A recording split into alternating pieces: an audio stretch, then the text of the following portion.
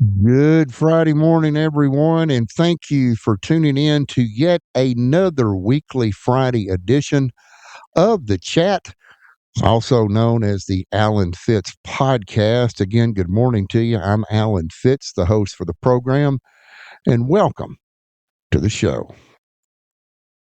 As always, we would like to welcome in our three main listening audiences out there for the podcast this morning. Number one, those that agree with everything that we say and pass positive information and good vibes along to others on their social media platforms. Number two, those that do not quite agree with everything that we say, and that's okay too. The positive thing about that is they do leave constructive criticism out there on different social media platforms. And of course, last but not least, the idiots, if you will, that we call them here on the podcast, the haters out there, which we could care less what they have to say. But nonetheless, welcome in to all of you here on the podcast. Folks, before I get into the major subject of the chat this morning, I want to talk about something that a lot of people out there here across the United States are disagreeing with, and it's the decision that Roger Goodell, and you'll probably remember that name. Roger Goodell is the commissioner of the National Football League, made a decision on something that has never been done during the halftime show, during the Super Bowl at any given time. And I personally believe the man has made a very poor decision in his judgment to do this. But this year, out in Santa Clara, California, at Levi's Stadium for Super Bowl 60, which is just 2 days away from today on February the 8th, he has invited an individual to perform during the halftime show that a lot of folks here in this country, including our own president, Donald Trump, just absolutely does not agree with. And from a professional standpoint, I believe that everybody out there should absolutely boycott the halftime show. Now, you're probably wondering, who exactly am I talking about? I'm talking about a man by the name of Benito Antonio Martinez Ocasio, also known as Bad Bunny. He is set to take the stage as the headliner this upcoming Sunday for the Super Bowl 60 halftime show.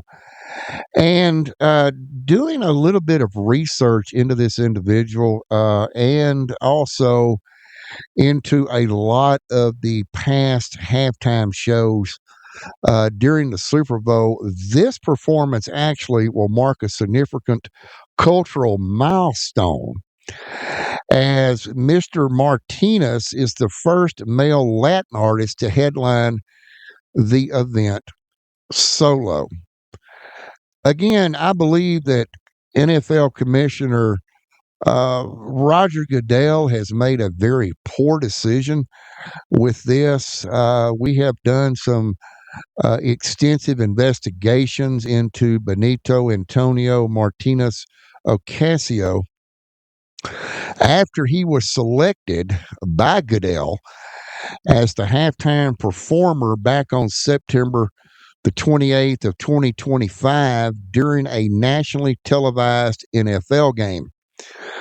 Now, Bad Bunny himself expressed that his performance is not just for himself, but for his culture and history, emphasizing the importance of representation in such a prominent event.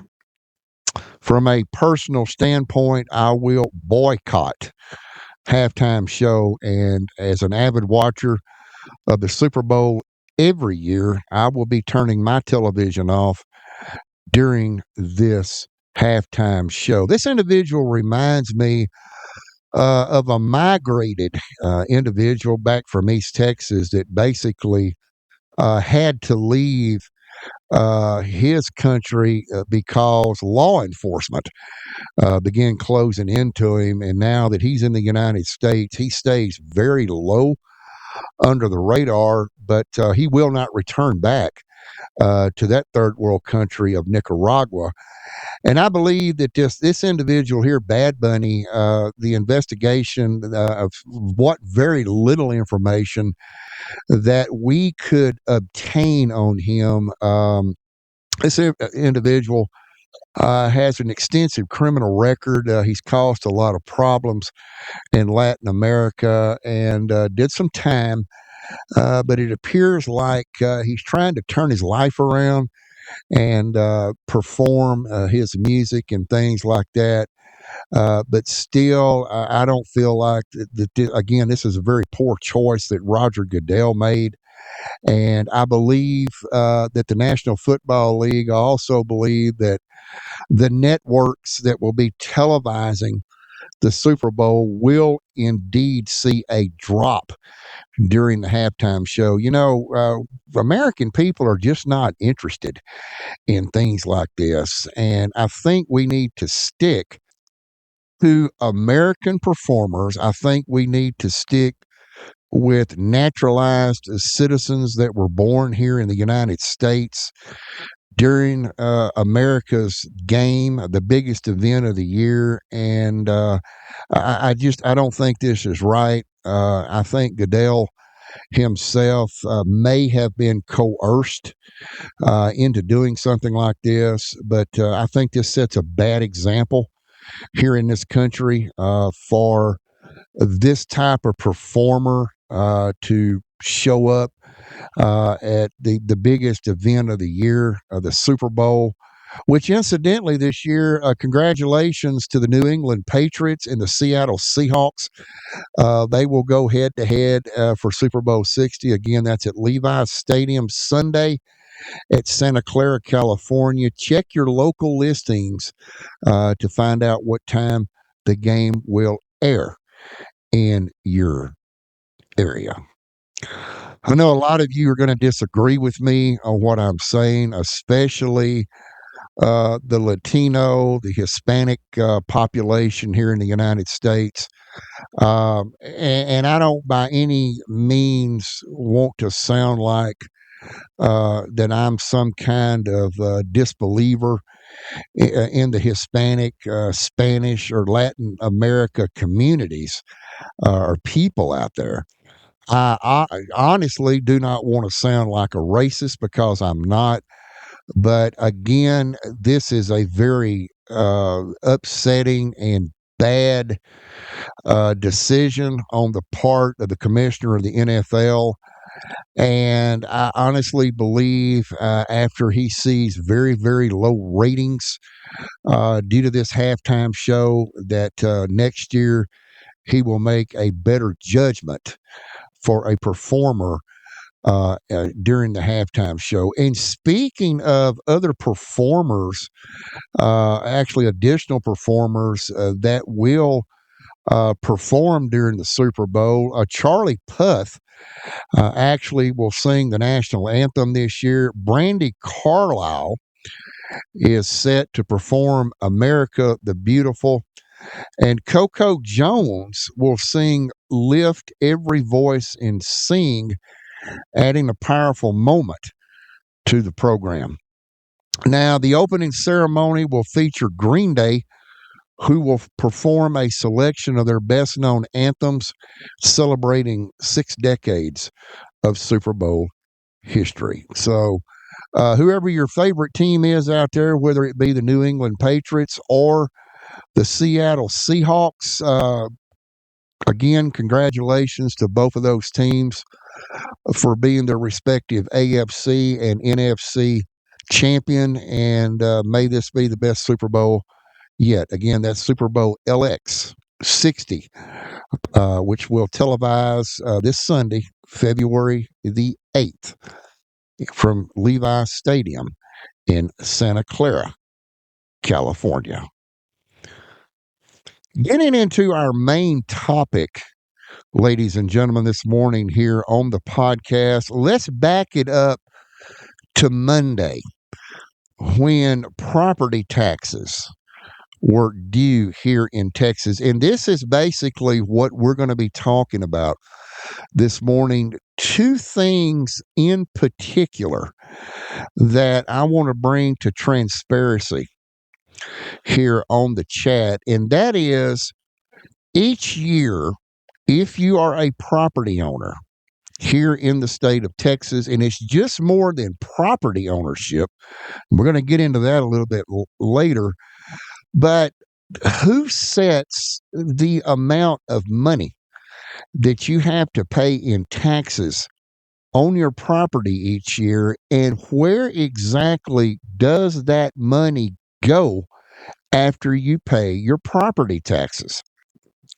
So, with that being said, let's break down exactly how property taxes get started each year across all 254 counties here in Texas.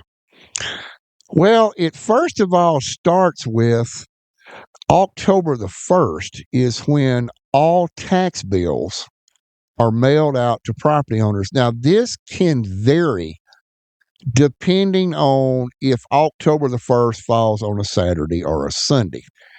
Generally, if it does, it's mailed out the next business day.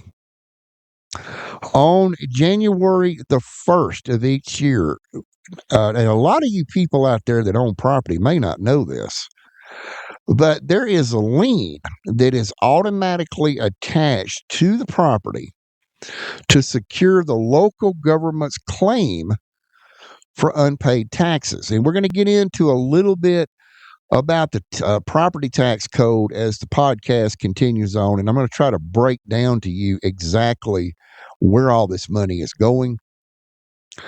January the 31st is the final deadline to pay your taxes without incurring penalties and interest charges. Now, there is a law in Texas that kind of supersedes January 31st. I'm going to get into that here momentarily.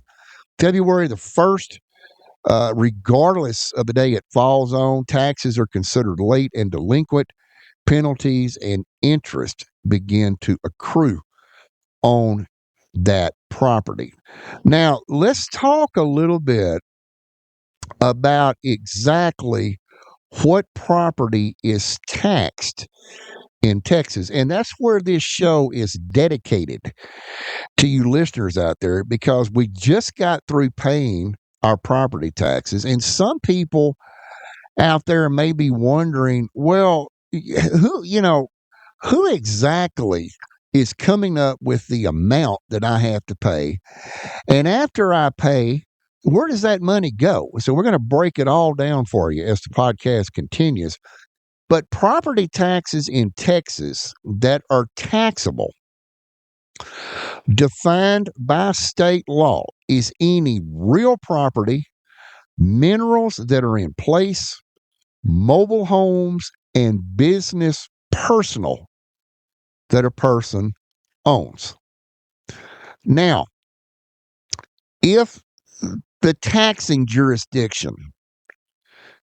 taxes your personal property, it's taxed exactly the same. Okay.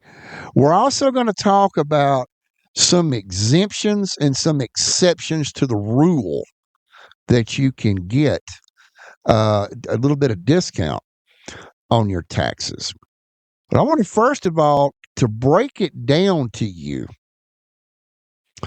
let's back up to the Texas Constitution. And where this all gets started is called the truth in taxation. Now, everybody knows the old saying. There's two things that are prominent in life with no questions asked. And those two things are you're guaranteed life and you're also guaranteed to pay taxes.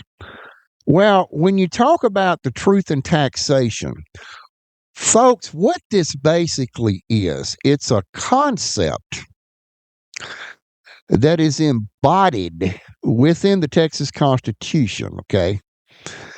And what that Constitution says is that it requires the local taxing units of all 254 counties across Texas to make taxpayers aware of tax rate proposals and to afford taxpayers the opportunity to limit or approve tax increases.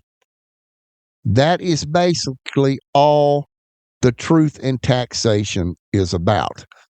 And tax records here in Texas are public information. If you know someone's name, you know their address, or you may know the plot number, the account number, whatever it is, you can find people by looking through the county tax records because it is public information here in Texas. Now, let me tell you a little bit about something else that is true with the truth in taxation.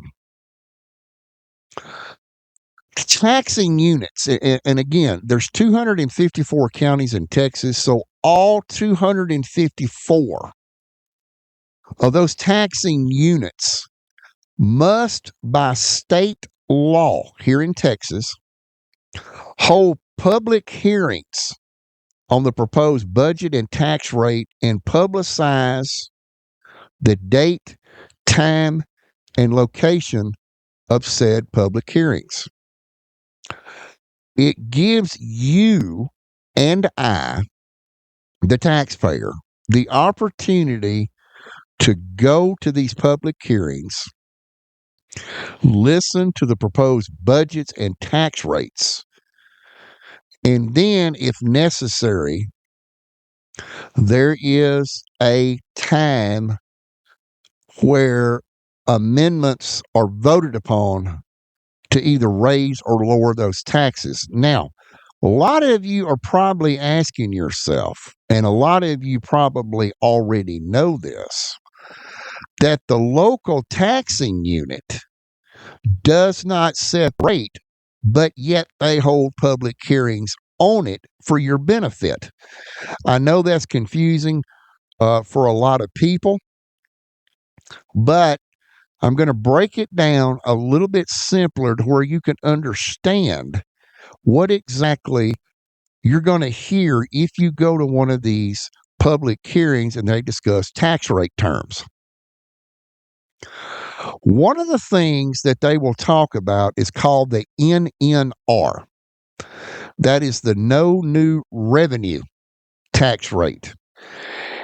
The NNR tax rate is defined as the rate the taxing unit needs to generate about the same amount of revenue they received in the previous year, if and only if the rate was applied to the same amount of properties in both years. Basically, what that means is if the property values rise, the no new revenue tax will go down and vice versa. You also have something that is called the voter approval tax rate. Now, these taxing units need to get voter approval, as I just spoke about earlier, before they exceed the tax rate. Okay, the minimum rate varies based on the type of jurisdiction. All right, I'm going to break down which jurisdictions in Texas do this. Cities and counties, okay, can increase the tax rate 3.5% for operating expenses. Now, folks, this is not coming from, for an example, Let's say that Potter County here in on the Amarillo wants to raise 3.5 cents, but yet the Randall County side in Amarillo doesn't want to. That's their choice. But these counties don't set this. Okay, folks? This is state law. This is set by the state. Also, to confuse you a little more, the state of Texas don't get any money from this, even though they authorized this to happen. We'll get into that as the podcast continues. So again, cities and counties can increase the tax rate 3.5% for operating expenses. You also have what is called the junior college districts, hospital districts, and special taxing units.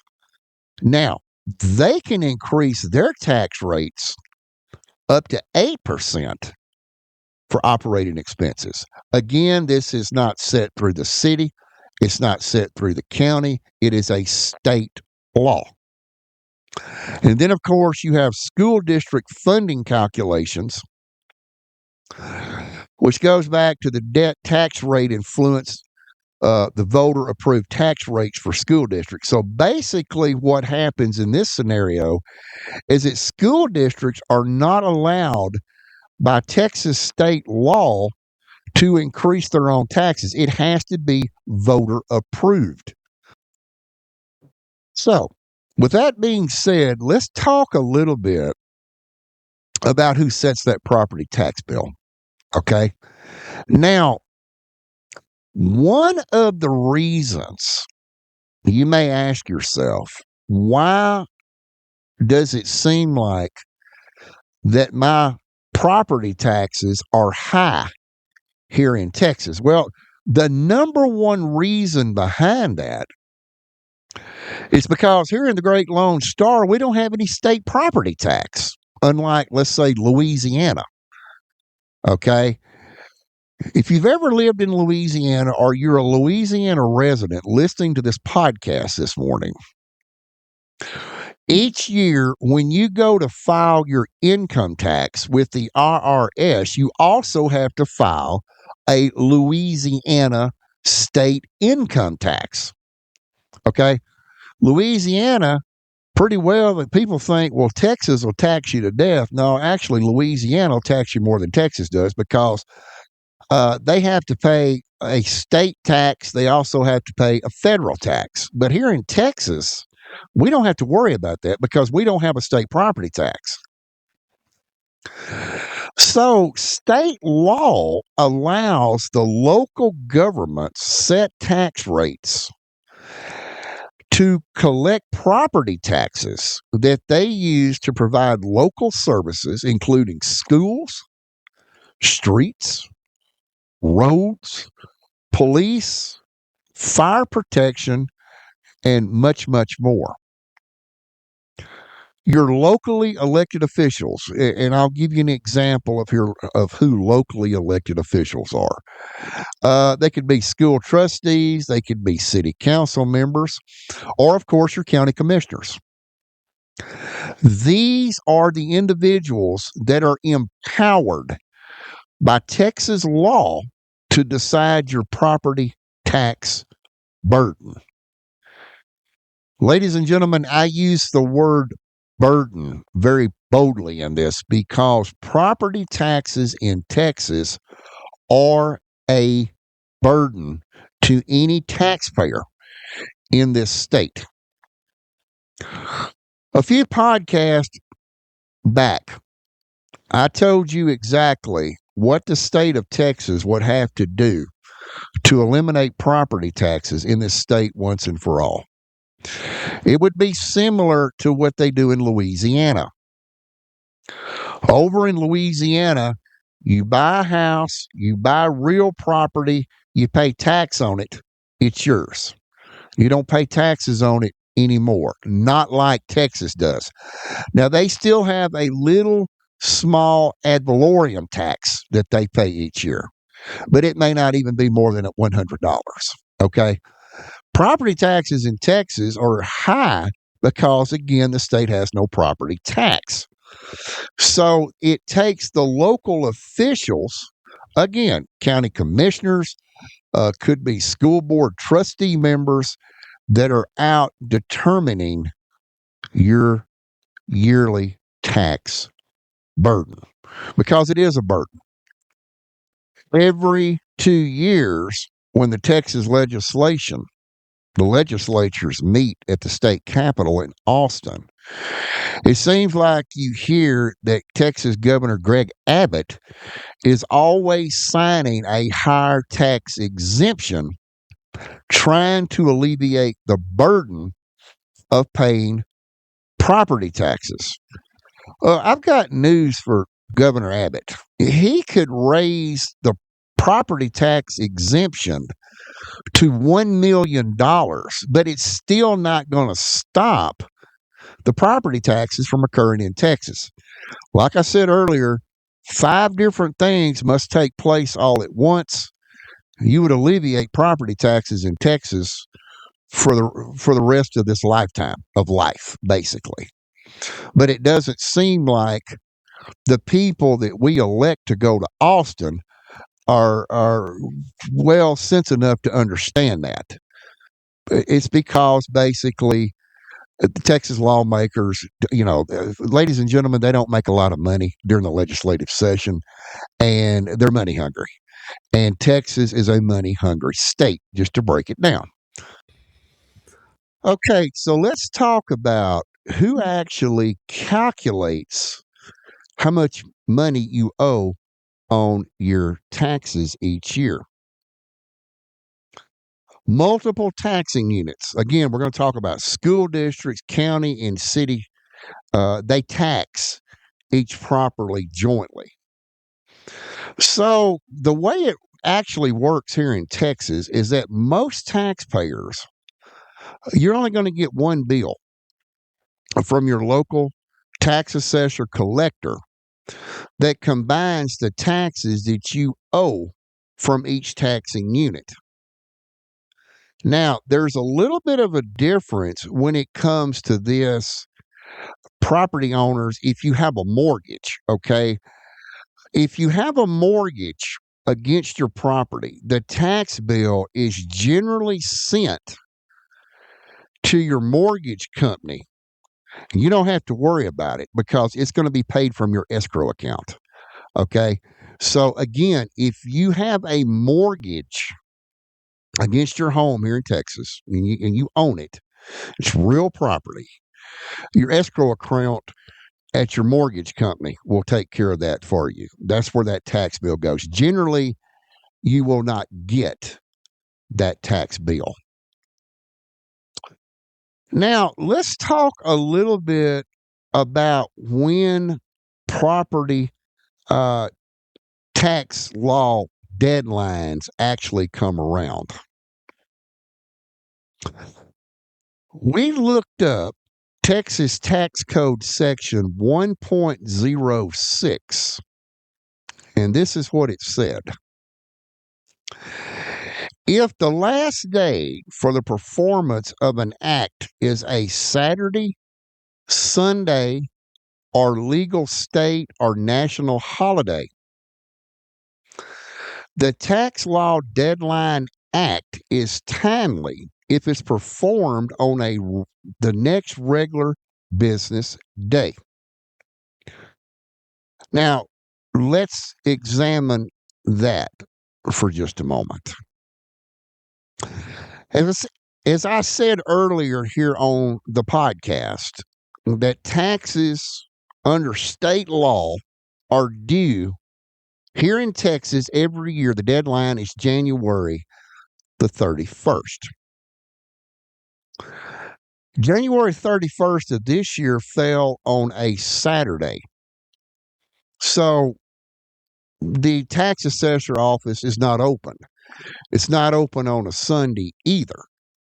So it fell to Monday of this week, which was February the 2nd. That's the deadline. And that also applies to mail-ins. According to this Texas tax code. If it was postmarked, you mailed it out on Monday, February the 2nd. When that letter arrives at the tax assessor collector's office, the first thing they're going to do before they even open the letter, they're going to look at the postmark on the envelope from the Postal Service. If it was postmarked on February the 2nd, in this case, there would be no penalty. If you mailed it too late, the mail didn't go out until Tuesday, February the 3rd, which showed a February 3 postmark, you're going to be subject to delinquent tax fees. So that's why this year you had a couple of extra days to get your taxes together if you were mailing them in or bringing them in to the tax assessor collector's office, because January 31st fell on a day that was not considered a business day with the county. You got a couple of days extension. So that is where, again, if you want to look that up, ladies and gentlemen, it is the property tax law deadlines of Texas. That is Texas Tax Code Section 1.06.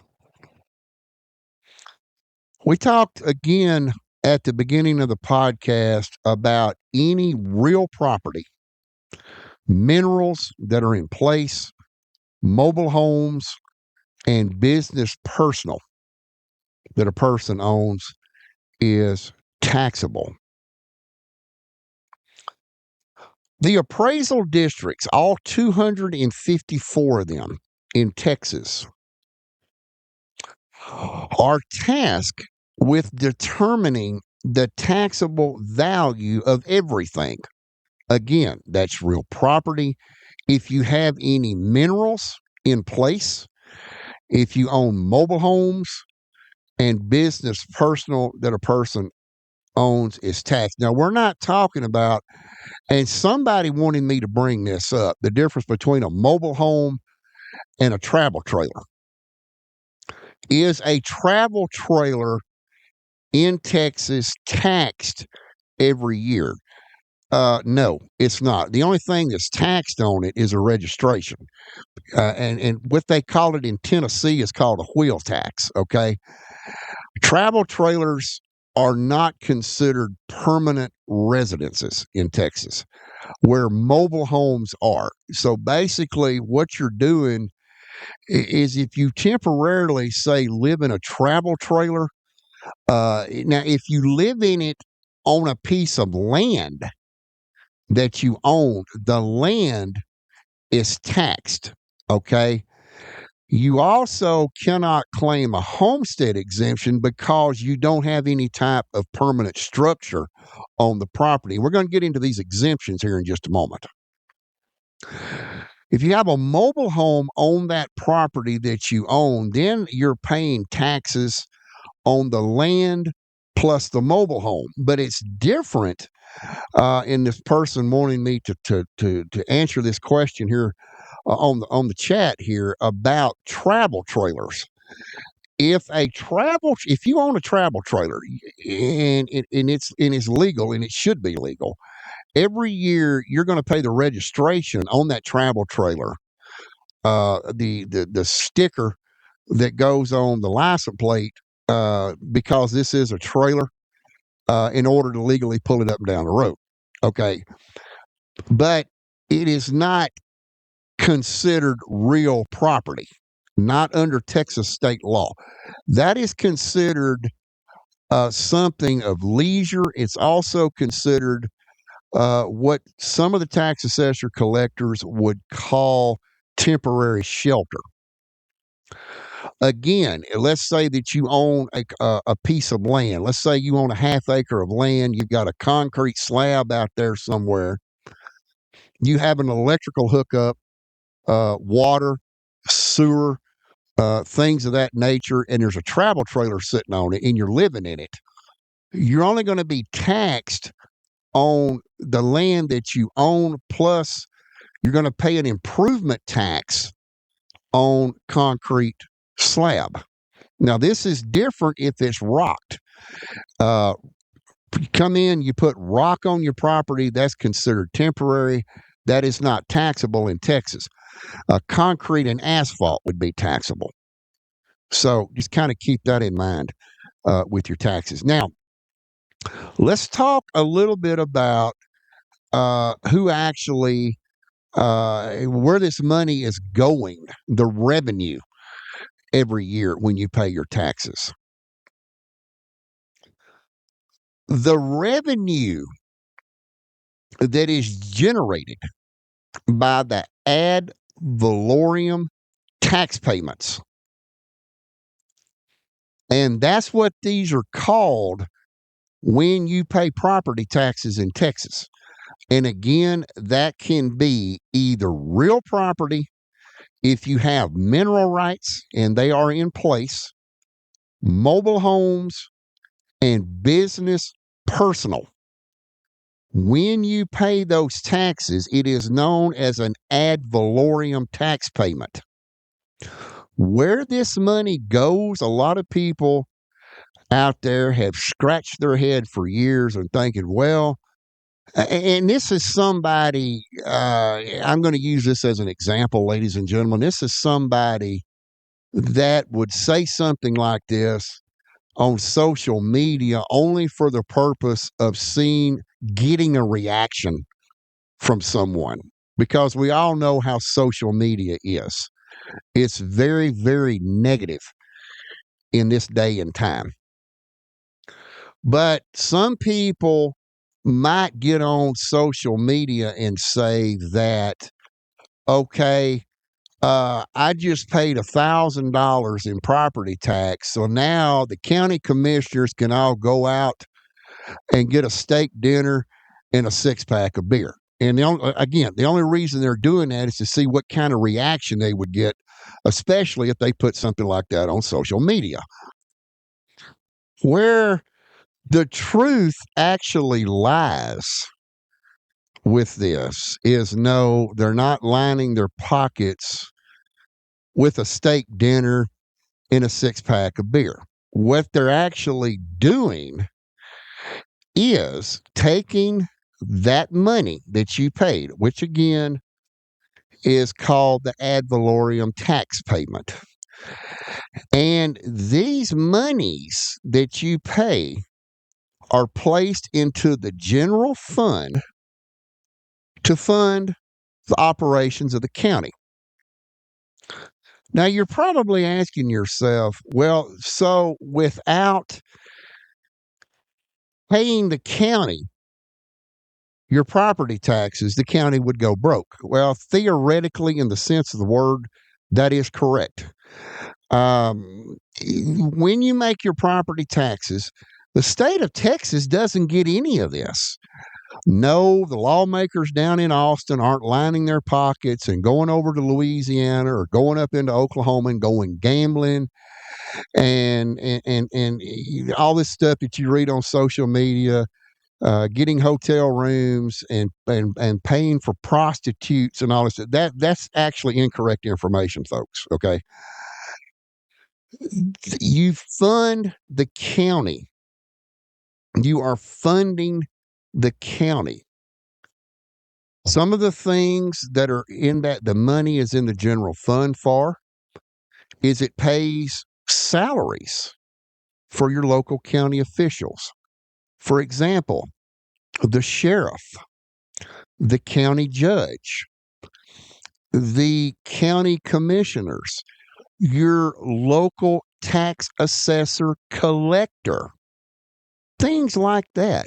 That's what that money is being used for. That money also in that general fund is funding road maintenance.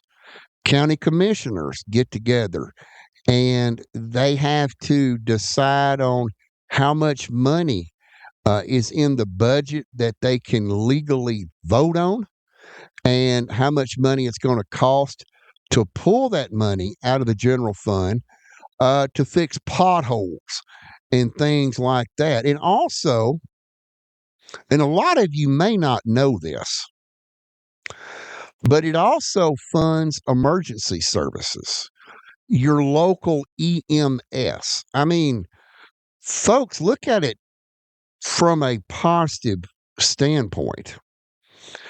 If it wasn't for property taxes here in Texas, you wouldn't have ambulance service. You wouldn't have fire department services, especially in these little rural, remote areas that we have here in the Texas Panhandle. There would be no way they cannot, they can't do it themselves. So they rely every year on your tax money to fund them to provide services to you in the general public setting. The counties itself, I mean, you take Potter County here, or even Randall County here in Amarillo, these people are not self-supportive. They have to have your money to operate in a professional and efficient way here across Amarillo. Without property tax money, they wouldn't have anything. So this is where your money goes when you pay property taxes every year here across Texas. Now, I want to talk about a little bit about some exemptions that you can get to help alleviate the offset of the cost of property taxes. And one of those, and everybody has heard this term, most people already know what this term is. It is called the homestead exemption. This is where you buy real property and you claim a homestead exemption. Now, a lot of folks may ask themselves, well, what exactly is a homestead exemption? Well, it's not necessarily the exemption, it's the word homestead. This is where you go up to your local appraisal district and you declare by your own word of mouth that this is your home. Now, yes, you will have to sign a form to get that exemption. That does have to be approved by the appraiser, generally the chief appraiser of the appraisal district. They have to do a little bit of investigating, especially a lot of times through the courthouse records to make sure that you are the legal owner of that home. If they don't have any information on it, a lot of times people will not claim a homestead exemption until all that paperwork has been sent into the appraisal district, which is then generally put on file with the local courthouse of that county to make those documents superficially legal. But you go up to your local county appraiser's office. Now, you don't go to the tax assessor collector in Texas. You go to the appraisal district office and you declare that this is your primary residence in this area. And they will place a homestead exemption on your property, which basically means you are now getting a discount on your taxes, and it helps kind of offset what it could cost you. I have seen, and this has been several years ago, folks, I have seen some properties. I've looked some properties up over in the East Texas area. And with the homestead exemption, they were paying, right about $1,200 a year, which roughly, if you break it down and divide it into mathematics, that's about $100 a month. Without the homestead exemption, it doubled and then some. It was up close to $2,500. So yes, if you own the property, you can claim a homestead exemption on the property. Now, I want somebody to keep something in mind here, because this is where some people, folks, get thrown off on property taxes and exemption statuses. You can own as many houses as you want to own. In this state or any other state of the United States, you want to own 5, 6, 7 houses in Texas, that's fine. But the law says you can only declare one as your homestead and exempt it. Let's say, for an example, that you purchase a home, but maybe after living in it a year or so, you decide you don't want to be there anymore. Or maybe your job, your employer takes you out of town somewhere to work. Can you still get the exemption? Yes and no. Now, there are limited circumstances of how this works, but if you move out of your home, put your home up for sale, I mean, visible signs in the yard, things like that, or whether, you put signs up or not, trust me, the appraisal district will find out. I mean, and it's not just people, and some people say, well, they ratted off on me. Well, that's not necessarily true, ladies and gentlemen. It's just small communities know everything that goes on. They know the 3 S's of what everybody does, okay? And everybody knows what the 3 S's are. But if you move out of your home and, it's obvious that, it's completely empty, there's for sale signs around the place, you don't have any intent of coming back, then you lose the homestead exemption. You cannot claim that if the property is completely vacant, but there are exceptions to that rule as well. You can be granted a 2-year homestead exemption under state law if you meet certain criteria. Now, that criteria could be anything that, well, my job has taken me, say, down to Dallas. I'm going to be down there for at least a year. When that year is up, I'll be back. You have to sign documentation. You also have to convince, and I do use the word convince very boldly in this, because if you can't convince the appraisal district that that's what you're doing, they're not going to hold a 2-year tax homestead exemption on your home. You're going to pay the full face value rate in tax every year. So you'll lose that homestead exemption unless you physically move back in that home. Another exemption that takes place is when you reach the golden old ripe age of 65. This is where the magic begins that a lot of people don't understand in the taxing world. Age 65 is a remarkable number, because what happens is when you reach your 65th birthday, you can apply for what is known as a ceiling freeze on your homesteaded property. And what a ceiling freeze means is you will no longer receive any up tax rate ever again on your property. It's called a ceiling freeze, because what it does is it freezes school taxes if you pay school taxes. It also freezes hospital taxes, water district taxes, and things of that nature. So let's say, for an example, that at age 64, with a homestead exemption, let's say you're paying $1,538 a year on your taxes. When you turn 65, that will be what you will pay from now on, as long as you live in that home and are exempt and still claim the homestead exemption. Now, the only thing that can raise your taxes at that point, it cannot be school taxes and it cannot be hospital district taxes. is home improvement taxes. Let's say, for an example, that you go out, you pay $1,538 a year in property taxes under a homestead exemption, possibly a disability exemption.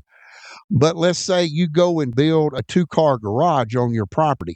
Yes, your taxes will now go up because that is not part of the ceiling freeze. The ceiling freeze in Texas only applies to those who have reached age 65 against school taxes and hospital district taxes, and in certain counties, water district taxes. So, with that being said, you have to keep in mind that if you make improvements to your property, yes, you're going to pay taxes. I'll give you a little example to this. Up in the northern, and I like to call it the upper Texas panhandle, you see a lot of properties up there that have what is known as a storm cellar or a tornado cellar. And these are underground, concreted in uh, areas that you go underground when you hear the tornado sirens go off and things of that nature. These things cost a lot of money, okay? But you see a lot of properties up there that do not have these tornado cellars. So, using this as an example, let's say, for an example, that you live in Perryton, which is in Ochiltree County. Now, let's say that you own a 3-bedroom, 2-brick stucco home on, say, an oversized lot, and let's say that you pay $1,300 a year in property taxes under either a disability, homestead, or both a homestead and disability exemption. If you have both of those, and I'll throw this up right quick, if you have both a homestead and a disability exemption, you get even more of a discount on your property taxes. All right, so we're going back and saying that we live in Ochiltree County, 3-bedroom, 2-bath stucco home. We have a 2-car carport, and we're under homestead exemption, and we pay $1,300 a year in property taxes. Okay, we have reached age 65. Now we have a ceiling freeze on school district taxes increases, and we have a ceiling freeze on any increases from a hospital district. But let's say that I contact, let's say, a company in Oklahoma somewhere, and I want to have a 28 square foot underground tornado cellar put in, made out of rebar, concrete, and all that stuff. Now my property taxes are going to go up each year because that is considered an improvement on land. Now, there are certain counties in Texas, and I've heard of this. I don't know, and this is, a lot of this is just hearsay. I don't know if it's true, but I have heard some people have talked about they went to Home Depot and bought a shed, one of those aluminum sheds. They were real popular back in the 1970s.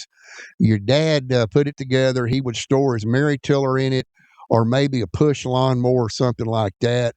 And you walk up and kick it, and basically it would collapse. Okay, it was portable. It depends on the appraisal district of certain counties whether they would consider that taxable or not. Generally speaking, as a general rule of thumb, if it is temporary, portable, or something like that, they generally don't tax it.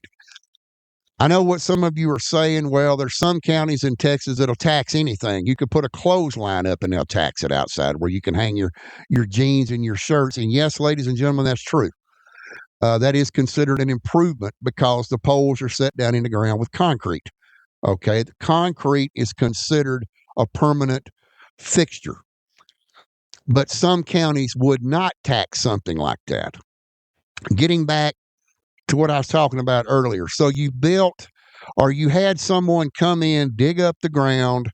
They're in Perryton, they're in Ochiltree County, and they put down in the ground a concrete underground storm cellar. Yes, that is considered a permanent structure. That is considered an improvement to your land. So now you're going to be taxed on that for as long as you own that property. And even after you pass away, somebody's got to pay taxes on that. The only way that you can escape that is somebody would have to come out there with a backhoe, a crane, whatever it would take, dig it up and get it off your property.